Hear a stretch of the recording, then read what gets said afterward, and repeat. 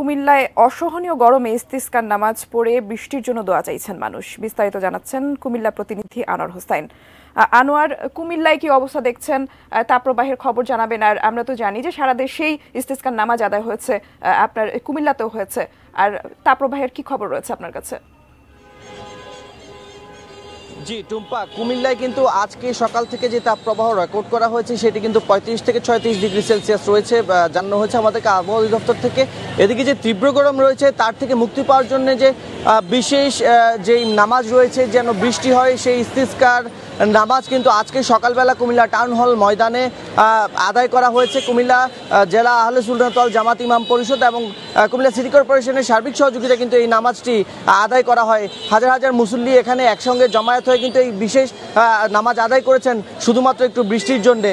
মানে একরকম বলা যায় যে তাপপ্রবাহ পড়ছে, সেই তাপপ্রবাহের কারণে কিন্তু মানুষের যে জীবনযাপন সেটি অসহনীয় হয়ে উঠেছে।